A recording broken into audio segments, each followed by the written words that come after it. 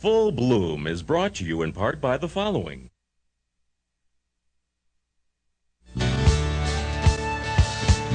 Welcome to Full Bloom, the award-winning show that celebrates life.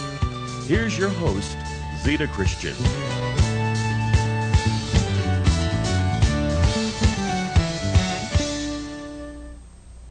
Hi everyone, welcome to Full Bloom. I'm Zita Christian. My guest tonight is a personal organizer.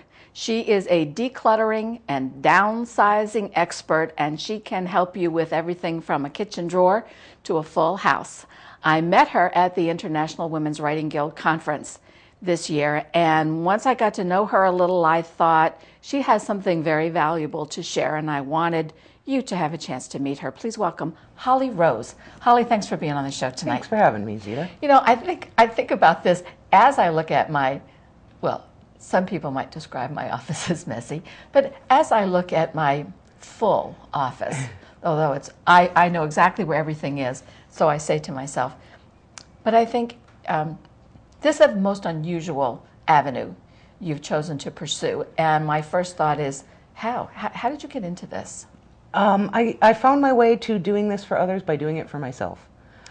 I sort of woke up one day and looked around at all of my own belongings and thought, I'm never going to be able to move forward with all this stuff.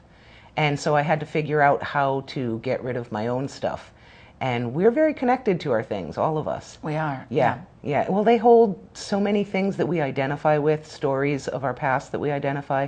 So to know how to get rid of things took some great awareness on my part in learning from others who have written some wonderful books about it. And then I took myself through the whole process and got rid of about 75% of everything I owned. Oh my gosh. How long did it take to do that? You know, anybody who says it can be done in a weekend or can be done in an afternoon, they're wrong. It took me nearly a year. And I'm very thorough, though. I went through everything and determined everything, whether I was keeping or not, down to a pair of earrings or a sideboard. Everything had to have a decision attached to it. But doing it that way, I mean, I've never done this, so I don't know, but I'm guessing doing it that way, you'd be comfortable with the decision when you were finished. Yeah. And not a lot of second guessing. Yeah, I'm not a fan of the school of thought where people say to, just toss it, just get rid of everything, and that leads to regret. And I think you should just pay attention to the decisions you're making and make informed decisions. And then when you have 75% less stuff, you'll be thrilled about it. Well, okay, so one thing occurs to me. There's a comedian whose name I forget at the moment, but he has a whole routine about people's stuff. And then I think, you're driving along and you see all these storage units. That's quite a growing business. So why? I mean, from what you've seen, from people you've spoken with, why do you think people have so much stuff to begin with? Well, we're reluctant to get rid of our things. There's definitely an aversion to losing something. It has a psychological cost to losing anything. I mean, if you gave me this mug and let me take it home with me and then next week said you wanted it back, I'd feel like I was losing something, even though I never wanted the mug in the first place. So there are things that people don't consciously think about in these realms. Okay, I'm having little light bulbs. I'm having little light bulbs go off here. You talk about like that a psychological need or maybe a personal sentiment, but what about the person who says, I know I don't need it now. I have no emotional attachment. Need it someday. Need it. Yeah. I'll keep it forever and ever, and I might need it someday. Well, if you do that with too many things, you're going to find that you have so many things that when you need it, you can't find it. There's too many things. And so if you need to carry it around for 8 years before you need it, you're, much more better served, which was a terrible sentence. I got you though. When you're better served to get rid of it now and get it when you need it later, because there's a cost associated with keeping it. The space it takes up and the emotional baggage that you end up with all your things. Things inhibit your energy flow, whether it's in your personal space or in your own self. And when you don't have so many things to worry about, you just feel freer. You feel more buoyant without the material possessions. So my feng shui is going to be better? Oh yeah, yeah. Oh, okay. That is one aspect of it. It's not a huge way that I focus on things, but I have had clients who asked me to pay attention to the feng shui of things, which is knowing how the energy moves through a room and noticing if there's a pile of boxes and things that are trying to be saved that don't even fit in the closet because the closet's already full. Yeah. That energy gets stagnant there, and it's also, it stagnates inside yourself as well. So if you're desirous of new things in your life and new energies in your life and new sparks and new excitement, you have to get rid of some of the old stuff to make room for the new. And that was what I faced in my own. I had to get rid of some of the past in order to make a future or room for a future. And were you happy with the result? I'm thrilled. I'm thrilled every day when I walk through my house and there is, so much less stuff. And I had one of those storage sheds that everybody had where I had just put all the excess things that I couldn't think about now, didn't want to get rid of, just put it all there. I went through every box in there as well and found that most of the things I was keeping were superfluous. But give me some examples. Like I know for me, I might pack away extra sets of dishes. I love Do dishes. you know why you're keeping the extra sets of dishes? When was the last time you used them? You can't say. Do you have a plan as when you'll use them next? No. Do you know? So you don't even know why you kept them. Are they gorgeous? Are they? No. So then why are you keeping them? If you were my client, I would say, let the dishes go. And next time you want some dishes, and maybe your mind says, oh, I had some wonderful ones, go buy new ones. Because and that's part of where we get so much stuff. There's an adrenaline rush to buying things, which is why we keep buying things. And a lot of people who find that they have too much stuff will have a box or a bag or a couple of bags in the corner from things they bought the last time they went to the store that they've never even unpacked yet, and it might have been 2 weeks or 3 weeks ago. Oh my. Because, you probably have in your closet clothing with the tags still on it. Most people do. At least most of the closets I've seen with my clients. No, I can't say. Really? No, I don't.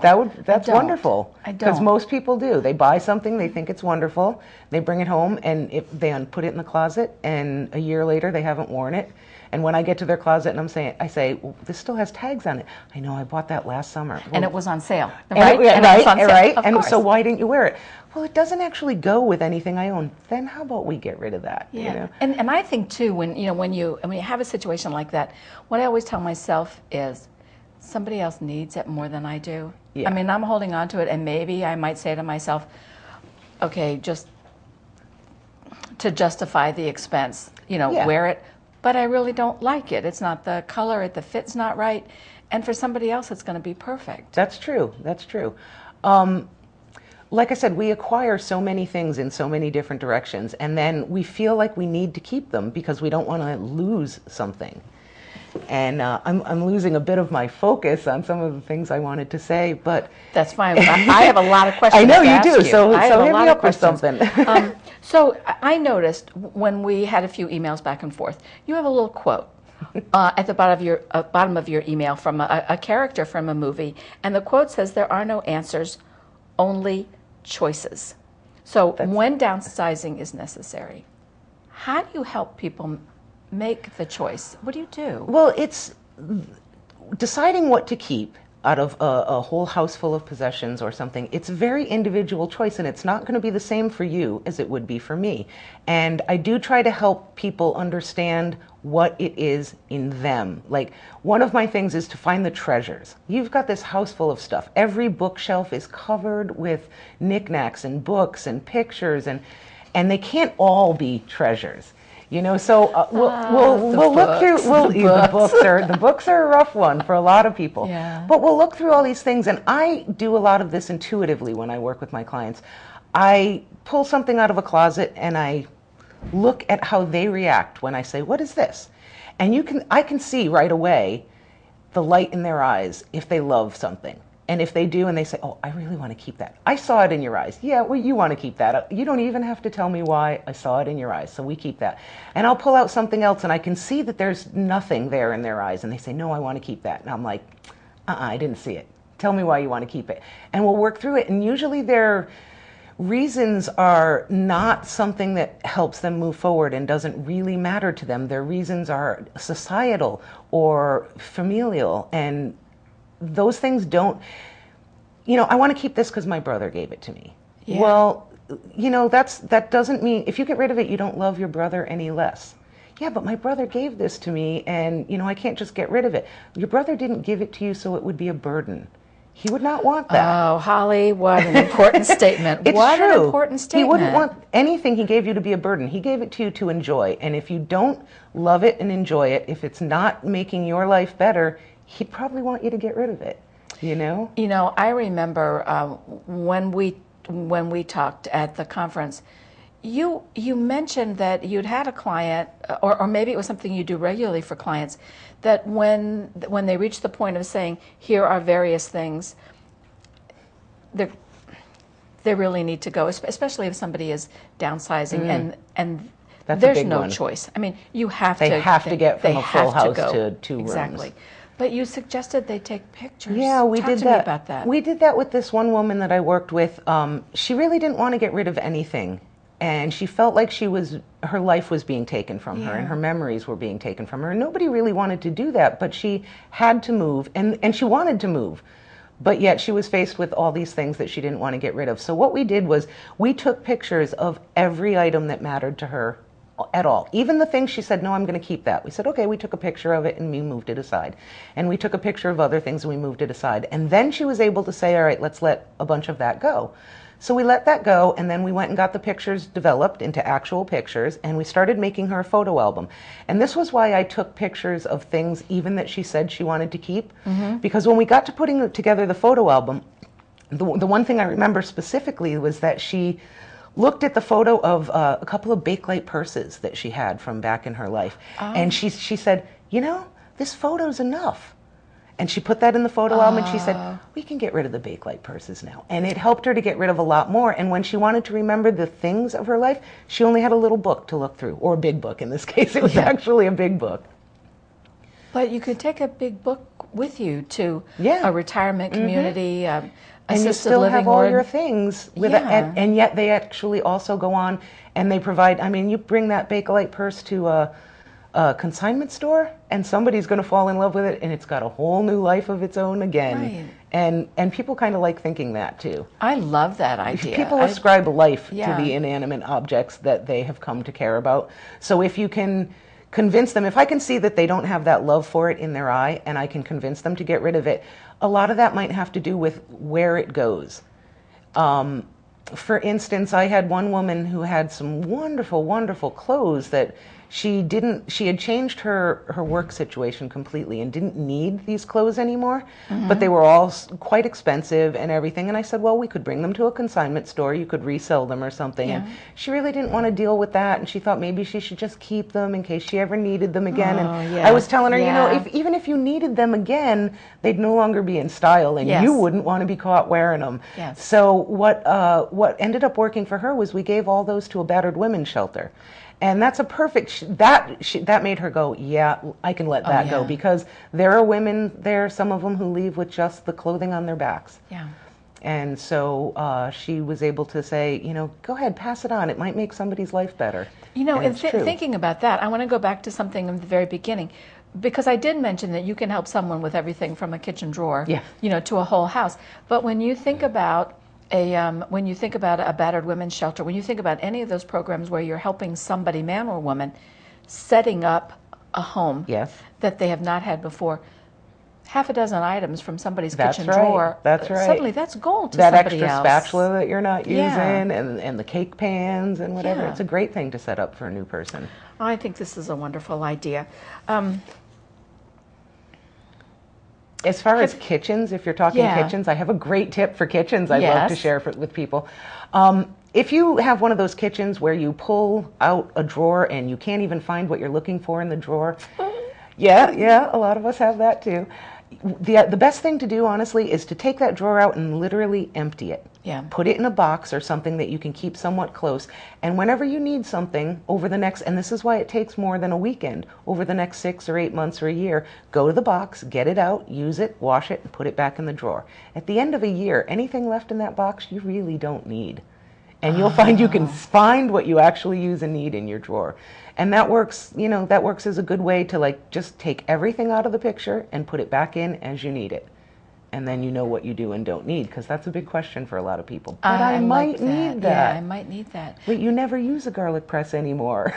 You always buy the chopped garlic. You can get rid of the garlic press. Yeah. But it was such a good one. It was a beautiful garlic press. I can't eat the garlic anymore because but I love this garlic press. No, you don't really, love the garlic no, press. You're right. Let the garlic press go. You can tell I've got one of those lovely garlic presses. Yeah. Speaking of tips, any other tips? Any books? Any kind of thing that you would recommend for somebody looking at this? Well, closets are a big thing for women. I have a great tip for closets, and a couple of them actually. One that I prefer over another, but one that's supposed to be really effective, and I'll start with that. Okay. Is to go into the closet and turn all of your hangers around backwards. So instead of hanging them on the thing, hang them around backwards. And every time you wear clothing, you take it, wear it, clean it, put it back in there, hang the hanger frontwards. And then after a year or so, any hangers that are still backwards, you don't wear that stuff. Let it go. But here's my favorite closet one, and I wish I could give credit where I got this. I got this from reading some random blog online, and like I said, I wish I could give credit. So if anybody knows where this came from, I'd love to thank the person. But she said, try on everything in your closet, preferably with a friend. Literally try on everything, look in every mirror you can find, and decide, do I look flippin' fabulous in this? And if the answer is no, if the answer is, oh, I look okay, that's not good enough. No, okay doesn't work. Get rid of everything that doesn't make you look spectacular. And then whenever you go to your closet, no matter what you pull out, you'll look great. So, and I told that to a friend, and she said, oh, so only keep the things I love? I said, no, in the closet you missed the point. Some of those things you love do not flatter you. Yeah. Let those go. Yeah. Make your closet something that whatever you pull out makes you look the best you can be. And then you're better off. That's a very good point. Yeah. I wish I could give credit wherever I got that idea, but it's a good one. And now if somebody's watching this, now eventually they'll be able to see the interview on YouTube. So if they're going, oh my gosh, I want to tell somebody else, I saw this great woman, Hollie Rose, on Full Bloom, and I want some other family member or friend to see this, that's great. And they'll be able to. But is there a book? Is there something else? There's a book that I found very helpful when I was at the beginning of my own process, and I have gone back to many times. It's by an author named Julie Morgenstern, and she is a well-known self-help guru of sorts in terms of time management and managing your work life. And she wrote a book called Shed. And Shed for her stands for separate the treasures, heave the trash, embrace your true self, and drive yourself forward. And that's, again, like I say, it's part of it. That desire to get rid of things and the ability to do so makes you feel lighter and makes you more ready to move towards whatever's coming next for you. None of us are stagnant human beings. And when we surround ourselves with the past so completely, we don't leave room for new energies and new realities. And when I read Shed Your Stuff and Change Your Life was the subtitle for her, Julie Morgenstern's book, and I thought, I need that. I want that. So there's a bigger payoff than just it's not an empty shelf. It's not just about the physical things in the empty shelf. It's really, it affects your psyche in ways that I've had people come back to me and say, I feel fabulous since we got rid of that stuff last week. And I'm like, yeah, I told you you would. Hollie, what about the extreme? What about the person who's the hoarder? Where you have like the little goat path? I haven't ever worked with anyone who falls into a category of hoarder because I don't think I'm trained to do that. In fact, I know I'm not trained to do that. That is caused by psychological things in the person and often feelings of loss that are more than I'm able to deal with. I'm trying to work with just the people, just us regular everyday Americans who have too much stuff. The garage is stuffed full, the attic is stuffed full, the closet is so full, but you open it and go, I have nothing to wear. I mean, I'm just looking at everyday people, and many people don't think they have too much stuff until they hear me talk, and then they go, oh, I have too much stuff. Oh, Hollie, let me tell you, I'm thinking all of this exactly right now. It's true. And I keep thinking it could be better used. It could be. There are people out there who need that stuff, and you don't need it. It's not moving you forward. Now, when you're working with a client and they're going through this process and making a decision, Is it helpful? Is it a hindrance to involve other family members? Or is it like having too many cooks? Well, it depends whether you're talking about things that belong to everybody. I mean, if you're talking about the family board games, you might want to ask the other family members if they love that board game before you just toss it on them. But if you're talking about the things in the kitchen and you're the only one who cooks, then their opinion isn't really valid in the kitchen. You know, so it really depends. Every case is completely individual and unique. As far as separating out the treasures, that is different for everyone. You know, no one has the same criteria of what is important or what they love or what will move them forward. And those are the criteria I think that matter. I know that you do all this work for individuals. Yes. But you also do this for businesses. How do you help a business? What do they need? A lot of times, well, I owned my own business for many years, and a lot of times people get overwhelmed in the day-to-day running of the business and they forget to keep track of the right things. So I will help set up filing systems and things. There's kind of two different avenues of organizing, and one is actual organizing. Where do we put this? Where do we put that? And the other is getting rid of things, and then it almost sorts itself out where to put this and where to put that. So on the business level, it often becomes a matter of just sorting things, filing correctly, making it so anybody can go in and find what needs to be found. And people getting so involved in the running of their business often lose track of that. And I've walked into business offices and they say, I have that file cabinet over there and that one over there. And I say, well, what's in each one? Well, everything's in both of them. Okay, that's a problem for starters. Yeah. So we're going to start all the things that apply to your products are going to be in here. All the things that apply to the running of your business and your employees and your taxes and all that stuff are going to be in here. And you separate everything out and just give everything a place. But that's what the business work is often about. And sometimes it's just making the physical space of an office work.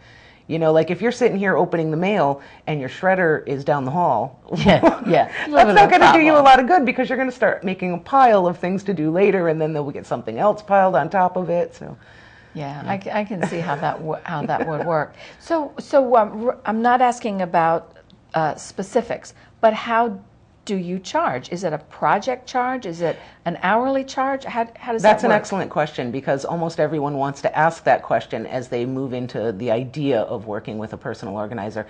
It's almost impossible to look at a room and for me to say, it's going to take us 20 hours to get through this room, and therefore I'll charge X amount of dollars. Because the amount of time it will take is really dependent on the client. Right. How fast she makes the decision. Most organizers will charge by the hour. Okay. And I will not. There are some organizers who will come in and do it all for you. You can go off to work and they'll organize your room and you come back and it'll all be done. I refuse to do that. I want the client to work one-on-one with me and make all the decisions. I'm really not making the decision, and I've had some people say, then why would I pay you to come in here if I have to make all the decisions? And the reasoning is, I can help you make the decisions. I can give you 15 different ways to think about it. And when I look at you and I see that you're not really enamored of the thing I just held up and said, so what is this? Then I can find the way that allows you to let it go. And that's where I come in as helpful. I can say, oh, have you thought about it this way? And have you thought about it that way? And have you realized that it could be helpful to somebody else here? And I can find the angle usually. Like I said, I do this often very intuitively. So I can find the way that allows that person to let it go. So from where, well, let me ask two things. How long have you been doing this? And who would you say is your typical client? I've only been doing this professionally for a little over a year and a half. When I decided to do it professionally, I realized, in thinking back, I've been doing this for friends. I was going to say, I bet you that's how forever. It's been. I mean, you know, I had one friend with a DVD collection that couldn't find the DVD he wanted to watch, and I said, can I alphabetize your collection? So I've done things like that. I've helped friends clean their closets all my life. I like helping, and I always encourage people to get rid of stuff, even when I myself was still keeping too much stuff. Yeah. And as far as typical client, there really isn't one. It ranges. I've had older gentlemen that wanted to, retired gentlemen that had wanted to get rid of superfluous things from their work life that were just hanging around, sort of cluttering up what he wanted to do now in his retirement, but feeling like it was important and he couldn't just throw it out. So we went through all of that, and I've had older people downsizing into retirement communities like we spoke about. I had one woman who came to me and said, can you help me? I moved into my brand new house a year ago. I have an entire room I haven't unpacked yet. You know? She's like, I just work too much. And so I went over and we just did all that. There's really no typical client. Have you ever, the thought occurs to me, the emotional extreme. You know, somebody dies and now there's another family member who has to go through everything. There's a book, I mentioned earlier, a book by Julie Morgenstern. Another book that I like that's very lighthearted is Don Aslet. And this book is 20 or 30 years old, and it's called Not for Pack Rats Only. And it approaches a lot of questions about, do you really want to leave this stuff for your family to go through? Is that really a good thing to do to the people you love? You know, all those old Christmas decorations that you haven't put up in 20 years because they're ugly, do you really want to leave that for your kids? So he has a very lighthearted look, and that's a fun book to read that often gets people to see that, like, this doesn't have to be really overwhelming. You know, you read that and you say, oh, I can just throw all those Christmas decorations out? Yeah, you can, because nobody even wants them. But that's the situation. I'm so glad you mentioned that. That's the situation where the person knows he or she is dying. What about after the fact? Well, no, I know, but some people have, you know, you can see the timeline. True. Yes. But what about after the fact? What about after a family member has died and the person left behind has to go through everything? It's true, and that actually is part of some of the stuff I faced myself. I lost my mother and packed up her whole house, and that was what was in the storage shed I spoke of.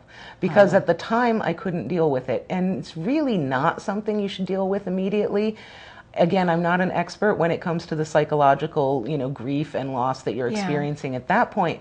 But I mean, I left it there for a good 5 years, and then I went and I was ready to deal with it. And you know, you just have to make the same decisions. Not keeping those things will not bring this person back. Getting rid of those things is not denying that you loved this person. You know, you just have to, and sometimes you do need somebody to tell you that. You mean I can throw out my mother's bedspread? Yeah, you can throw out your mother's bedspread. You know, you can. It's allowed. But it was my mother's and she loved it. Yes, but you don't love it. And it's not bringing you joy, it's not moving you forward. You know, if you loved it too, then you can keep it and say, I love this bedspread. My mother used to love this bedspread too. And then I'd say, keep it. You know, no questions, keep it. But you have to be able to let go, and that's not easy for people. And that's why hiring a personal organizer can help you give you new perspectives that can make it easier for you. Hollie, I have one last question. Okay. So let's say that, you know, there's the old proverbial burning house, and you can only take one thing from your house as you rush outside. What do you take? Well, that's an easy one, and I think it might be for most people. I'm going to grab my cat. Okay. My cat breathes. Nothing else breathes. I understand. The cat's coming with me, and we're out. Hollie, thanks very much. This you. was wonderful. I so appreciate that you shared this information with us. And thank you, too, in the viewing audience. A big thank you to my FB crew. I say this every week, and I mean it sincerely. I do know the value of time, and I'm learning the value of space. So thanks very much for joining me, and I hope to see you again next week. Bye-bye. Full Bloom is brought to you in part by the following: